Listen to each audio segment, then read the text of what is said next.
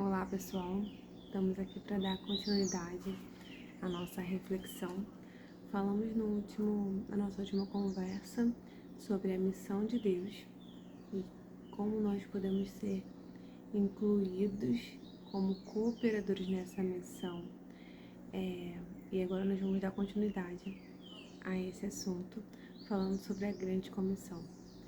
E pensando em grande comissão, acredito que a primeira grande comissão nossa, enquanto cristãos, é estarmos em Cristo, é estarmos nos relacionando com Deus, porque não existe missão sem Deus, não existe missão fora de Cristo.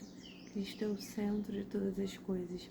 Então, a primeira grande missão, o primeiro grande chamado nosso é estarmos com Cristo. Não nos adiantará nos enchermos de atividades, nos enchermos de coisas, de afazeres, se não nos relacionarmos com Cristo. Esse foi o primeiro chamado de Deus. Vinde a mim. Esse é o grande chamado do Senhor para nós. E o restante Ele vai apontando, o restante Ele envia.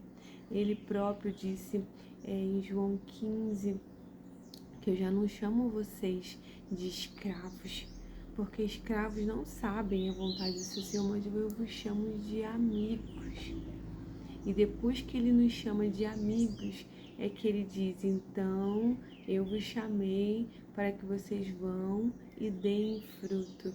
Então existe uma linha, existe uma progressão que é, venha a mim, seja meu amigo, e a partir dessa relação eu te enviarei. Então a gente precisa parar e analisar agora, primeiro, a nossa motivação para estarmos nos envolvendo com a missão de Deus. E o segundo é, como eu estou me relacionando com Ele? Se eu tentar colocar nesse lugar apenas uma boa ação para que eu me sinta melhor enquanto ser humano, não vai surtir o efeito de salvação. Porque a partir de sermos um com Cristo, é que essa palavra se torna verdadeira, e era assim que Cristo confirmava nos primeiros discípulos, nos primeiros apóstolos, a palavra dele por onde eles iam, porque antes eles se relacionavam com ele. Então a nossa primeira grande convocação é estarmos em Cristo, sermos seus amigos, para que possamos sim ser enviados por ele. O segundo grande ponto é sobre a grande comissão, que está no finalzinho do livro de Mateus, no finalzinho do livro de Marcos, que ele diz, tá lá em Mateus 28, no versículo 18. Então aproximou-se deles Jesus e disse, foi-me dada toda a autoridade nos céus e na terra. Portanto, vão e façam discípulos de todas as nações. Então, se a gente pensar, né, existem vários segredinhos no meio disso tudo. Porque Deus me deu autoridade e porque vocês estão em mim, que foi o que a gente conversou um pouco antes, por conta disso, eu digo, vão. Então, debaixo dessa relação com Cristo e desse Cristo que recebeu toda a autoridade nos céus e na terra, nós recebemos autoridade para ir. Então, diante dessas circunstâncias, diante do que nós planejamos fazer, nós temos a certeza de que teremos a autoridade de Deus para ir. E quando chega lá, não é pelo que falamos, não é pelo quanto eloquentes somos, por quantas palavras legais nós usamos, mas por conta de autoridade de Cristo, flui através de nós e isso comunica no espírito de cada pessoa. O espírito, assim, a Bíblia fala que o espírito testifica que nós somos filhos. Então, à medida que temos essa autoridade de Jesus, esse mesmo espírito testifica no espírito da pessoa a quem nós estamos servindo em amor. E ela é convencida desse amor de Cristo por ela. Então, é tipo uma linha de autoridade em Cristo. O segundo ponto é que ele disse para os discípulos: vão e façam discípulos. Essa ordenança não foi para um super líder, não foi para um pastor, não foi para ninguém que tivesse um grande cargo. Essa ordenança foi para todos. Então, muitas vezes a gente fica esperando, não, se o pastor estiver comigo, eu vou. Não, se tal coisa acontecer, eu vou. Não, quando eu tiver tal cargo, eu vou. Só que a ordenança é para todos.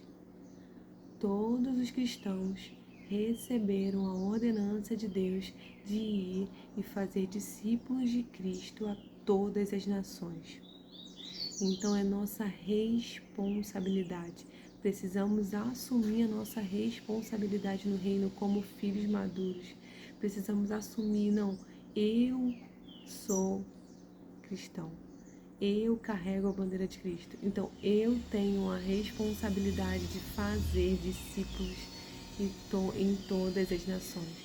Então o segundo ponto é que é nossa responsabilidade de todos nós, enquanto corpo de Cristo, enquanto igreja do Senhor nessa terra. E para terminar, o versículo diz: batizando-os em nome do Pai, do Filho e do Espírito Santo, ensinando-os a obedecer tudo o que lhes ordenei, e eu estarei sempre com vocês até o fim dos tempos. Para mim, essa é uma das melhores promessas do mundo inteiro. Ele vai estar conosco até o final dos tempos. Então, quantas vezes somos atacados por medos, por inseguranças, mas esse é um dos versículos chaves. Ele está conosco, Ele está lá. E pensando assim, em grande comissão, tem muitas coisas acontecendo no mundo e vou tentar compartilhar um pouco de cada coisa.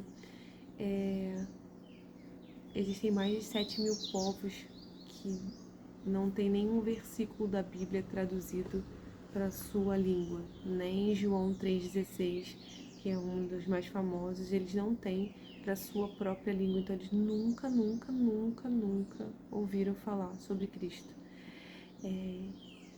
E a Geocum tem se esforçado em fazer a tradução oral da Bíblia. Eles entenderam no Espírito de Deus que a tradução escrita demoraria muito tempo. E a forma mais viável de chegar ao Evangelho agora seria na tradução oral, falada. Então eles têm empenhado esforços de enviar missionários e tem toda uma equipe por trás que tem estudado as línguas para conseguir fazer essa tradução dos versículos da Bíblia de forma oral, para que eles tenham acesso à salvação. Também tem os tipos de missões transculturais, para além de só traduzir a Bíblia, né, que existe todo esse movimento. Tem as missões em que eu saio do meu país e preciso me introduzir numa outra nacionalidade, numa outra cultura, e aí eu preciso estudar aquilo, preciso estar disponível àquilo. E aí existe todo esse treinamento, a Geocum é uma base para isso. Também tem o status da Grande Comissão, que saiu agora do Pacto de Lausanne, e nele aponta as lacunas que a igreja precisa responder como Grande Comissão. E dentro dessas lacunas tem a questão do desenvolvimento sustentável e mudanças climáticas. Tem a questão de evangelismo na internet, como ser uma resposta para isso. Tem a questão dos jovens. Existem estudos que apontam que os jovens não estão conhecendo a Cristo. Então aponta como ganhar esse jovem numa era em que tudo é relativo, sabe? A gente está numa geração em que as coisas são... Parece que tudo é relativo e às vezes até o evangelho tem entrado nesse relativismo quando ele é absoluto. Então tem sido desenvolvido estratégias de alcance desses jovens. Também aponta que nos países mais perseguidos, onde existe grande perseguição dos cristãos, só vai conseguir entrar, só vai não, né? Quem mais consegue acesso é você entrando como profissional na área. Então, muitos missionários têm se especializado em alguma formação para conseguir acessar esse país, ou como um empresário. Então, existe todo um movimento de capacitação de empresários para que eles entendam a sua empresa como missão aqui nessa terra e sejam enviados como empresários para poder terem acesso e ir lá naquele espaço sendo estabelecidos, eles compartilhem o evangelho. Então, essas são só uma das muitas formas de tudo que tem acontecido no nosso tempo de agora. Eu vou tentar deixar alguns links na descrição aqui do vídeo para você poder acessar e quiser se informar melhor. E o que eu quero dizer é que o primeiro grande passo nisso tudo que Deus está fazendo é se envolver com a oração. Então, ter essas coisas que eu citei como causas de oração são o primeiro passo. Tudo que Deus precisa fazer na terra, Ele começa antes, fazendo o quê? Comissionando pessoas para orarem e intercederem. Foi o que a gente leu comentou no outro vídeo. Quando Jesus fala que grande é a seara, mas poucos são os ceifeiros, o que Ele pede para fazer? Orai ao Senhor da seara para que envie ceifeiros. Então, a oração, ela constrói o chão para a gente pisar. Então, eu quero te convocar a ser um voluntário de oração, uma pessoa que vai se envolver com as causas de Deus e vai interceder por aquilo como se fosse seu. Busque em Deus qual é a causa de oração que você vai chamar de sua e dedique-se a ela, nem que esteja num caderninho anotado para que você lembre todos os dias de orar por aquilo. Você vai estar contribuindo com essa grande comissão. Então é isso, eu espero que tenha feito sentido para vocês.